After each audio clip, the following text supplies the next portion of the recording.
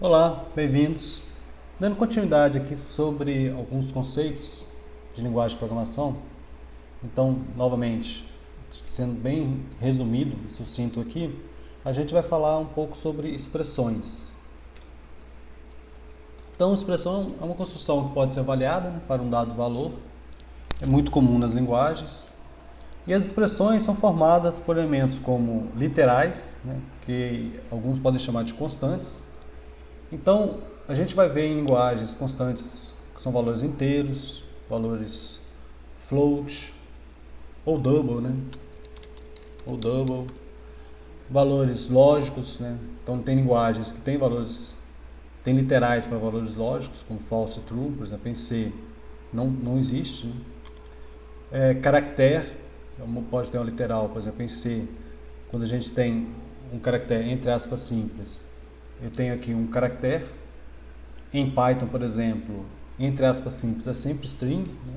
Tanto em aspas simples quanto em aspas duplas, então não existe o conceito de caractere em Python, por exemplo. Eu posso ter strings vazias, posso ter strings com apenas um único caractere, mas não existe a literal caractere. E é interessante a gente ficar atento a isso, né? Vou pegar aqui um código em C, para a gente ver aqui o resultado, né? Por exemplo, aqui eu estou atribuindo o valor de 1.67, eu estou comparando se A é igual a 1.67, casos verdadeiros são iguais, se não, diferente. Qual o valor que vocês acham que vai ser impresso aqui? Iguais ou diferentes? Observe que não tem pegadinha, né? 1.67, aqui também 1.67. Vou executar, ele imprimiu que são diferentes, mas visualmente você olha e são iguais. Vocês conseguem pensar o que pode estar acontecendo? Aqui acho que talvez valha a pena vocês pausar e pensar um pouquinho sobre isso. Então, o que acontece? A pergunta com relação a essa questão de literal. Esse 1.67, qual o tipo desse valor? É float ou é double? Então, talvez, nas primeiras versões do C, mais antigas, por questões de espaço, de memória, provavelmente essas literais começaram como sendo float. Hoje em dia, toda literal por padrão, aqui, quando a gente escreve dessa forma, usando ponto, é double, não é float. E aí o que está acontecendo aqui? Esse 1.67, ele é um double. Só que no momento que eu atribuí esse double para uma variável do tipo float, ocorreu aqui uma coerção. E esse valor foi convertido para um valor double. Então, o valor que está armazenado em A é um double. Então, para a gente ter o resultado que a gente quer, né, na verdade, a gente já tinha que ter declarado essa literal como um float. Então, no C, a gente usa esse F aqui para definir que ele é um float. E aí agora eu tenho aqui realmente esse cara como float, né, e esse aqui como float. Então, eu estou comparando float e float. E aí, tudo bem. Agora, estou dizendo que é igual. Aqui, eu posso evitar. Se quiser, não preciso colocar porque ele vai fazer essa conversão. Mas no caso da literal, é importante a gente definir como float, porque fica claro que isso aqui é um double e isso aqui é um float. Quando eu comparo um double com um float, ele dá diferente. Se eu comparo um double com um double, aí sim, são iguais. Então, tem linguagens, por exemplo, que por padrão o ponto aqui já é um long decimal, um big decimal, né? No caso, acho que de Groove, né? Uma outra linguagem que compila para bytecode do Java. Além das literais, em expressões a gente pode ter o que a gente chama de construtores, né? Então, por exemplo, em C, quando a gente escreve aqui entre chaves, isso aqui é um construtor de um struct, né?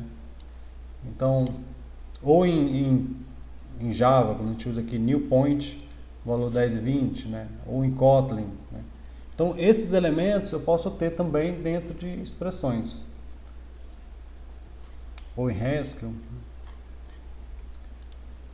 chamada de funções, né? E aí é importante diferenciar aqui funções e procedimentos. Então, procedimentos é aquele valor, né, que não, aquele grupo de comandos, mas que não gera um resultado final. Ele tem apenas efeito colateral, né? Então, é o que lá em C a gente usa, por exemplo, void f, por exemplo, faz aqui print. Olá. Então, esse f aqui não é uma função, ele é um procedimento. Ele só tem efeitos colaterais, ele só joga uma saída, uma impressão pela saída padrão. E eu não posso colocar esse f no meio de uma expressão. Apenas coisas como funções mesmo, né? Então, tipo, a função dobro, né?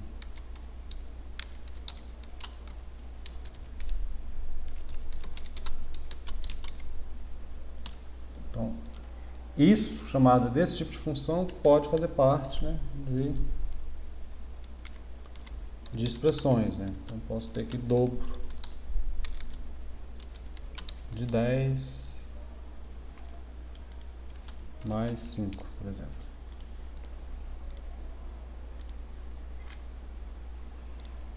E aí um aspecto interessante aqui, né? Essa questão de chamada de funções e operadores, né? Então, um operador é, em essência, uma função associada a um símbolo e usada na notação fixa, se a gente for analisar bem. Então, aplicar um operador unário, né, tipo -3, é, no fundo, equivalente a aplicar uma função com apenas um único argumento. Ou aplicar um operador binário, né, é essencialmente a gente aplicar uma função a dois argumentos. Então, quando a gente vê algo desse tipo aqui, né, na notação fixa, na notação pré-fixa seria algo desse tipo. Linguagens como Clojure e Lisp, né, linguagem da família do Lisp, utiliza sempre essa forma aqui. Linguagens como Haskell, eu tenho as duas formas possíveis. Eu posso usar tanto os operadores na forma pré-fixa como na forma infixa. E lá em linguagens também como Haskell, eu consigo ver claramente, né, que operadores não passam de funções que são associadas a símbolos. E lá a gente pode declarar, né, novas funções e associar essas funções, esse comportamento, a qualquer símbolo que a gente queira. Mas aí a gente tem que usar isso com cuidado para não dar significados, né, diferentes a símbolos já bem definidos na matemática, né, que a gente já reconhece, né? E aí quando a gente fala de notação infixa, né, algo, por exemplo, que o Lisp não tem essa preocupação, né, que sempre é na forma pré-fixa, é a questão de precedência e a questão de associatividade.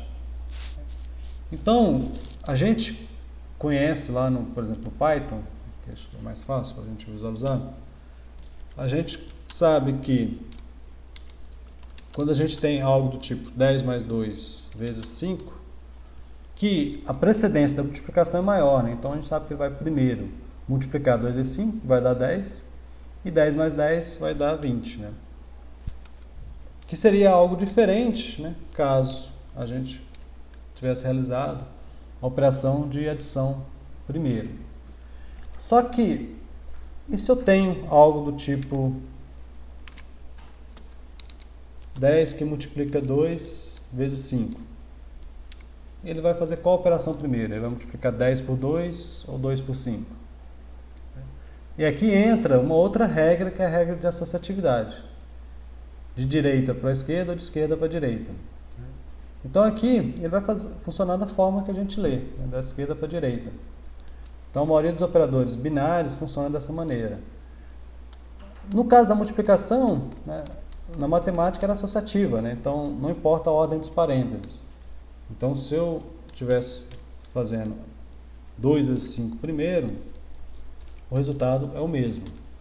Mas nem todas as operações são associativas. Por exemplo, a divisão, ela não é associativa. Então 10 dividido por 2 dividido por 5, eu tenho aqui 1, né? Porque 10 dividido por 2 vai dar 5, 5 dividido por 5 é 1. Né? Só que, se ela seguisse uma outra, se ela dividisse 2 por 5 primeiro, o resultado já é 25, né? Porque a divisão ela não é na matemática associativa. E aí, saber qual que é a forma, se ele faz da direita para a esquerda ou da esquerda para a direita, é importante para a gente conseguir saber avaliar esse tipo de expressão. A exponenciação no Python ela é diferente. Então, por exemplo, vou escrever um exemplo aqui, 2 elevado a 3 elevado a 2 aqui de novo. Então, se a gente 2 elevado a 3 seria 8, né? 8 elevado a 2 é 64. Mas observe que não deu 64, deu 512. Porque, na verdade, ele fez 3 elevado a 2, que deu 9, e depois ele fez 2 elevado a 9. Então, a ordem aqui é da direita para a esquerda. Então, isso está na documentação da linguagem. Então, é a regra da precedência, mas quando eu tenho símbolos de mesma precedência, tem a regra de associatividade. E aí, o último elemento que a gente pode destacar também, que pode fazer parte de expressões, são as expressões condicionais. Né? Então, linguagens como C, a gente tem, por exemplo, o if, né, que é um comando condicional. Só que linguagens como Haskell, por exemplo, a gente tem as expressões condicionais. Essas expressões podem fazer parte de outras expressões. Né? Então, por exemplo, em Kotlin aqui, ó,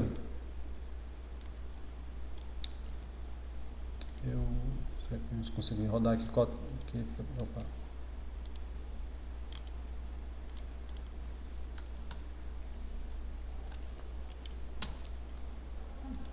Kotlin está aqui.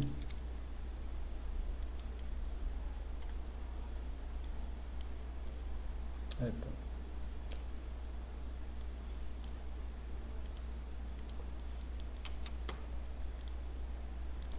Então, depois de apanhar aqui para ajustar, tá ok aqui.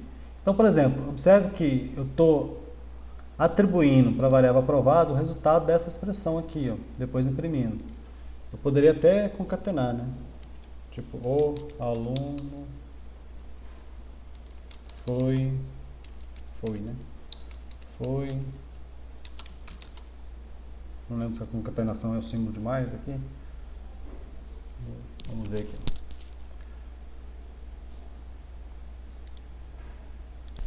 Algum tempo depois ele imprimiu aqui, ó, o aluno foi reprovado. Né? Então, observe que aqui eu tenho uma literal, uma string, aqui eu tenho um operador, que nesse caso ele significa concatenação, e aqui eu tenho uma expressão condicional. Então, o if no Kotlin, ele também funciona como uma expressão condicional e ele pode fazer parte de expressões. Né? Então, isso que é mais comum em linguagens funcionais, porém, muitas linguagens modernas está cada vez mais incorporando características de linguagem funcional. Né? Ou o próprio case expression, né? Também pode ser interpretado como uma expressão. E aí, observe que nesse caso, né, por exemplo, o else não é opcional. Né? O else é obrigatório, porque ele tem que ser avaliado em algum valor. Então, aqui, se eu comentar ali o else, tirar o else, cadê? Aqui, ele não compila, né? Porque eu não tenho aqui uma expressão, porque ele tem que ter um valor. Uma expressão precisa ser avaliada para algum valor. Algum tempo depois, olha, observe aqui. Então, o if deve ter ambos, corpo principal e o else branches. Né? Então, ele não pode não ter, porque senão ele deixa de ser uma expressão. E o else também, ele não pode, por exemplo, retornar um outro valor, tipo, se não 10. Porque uma hora essa expressão ela é string, outra hora a expressão ela é inteira, né? Não pode. Ela tem que estar sempre retornando um único valor. E aqui a gente então encerra com relação a expressões.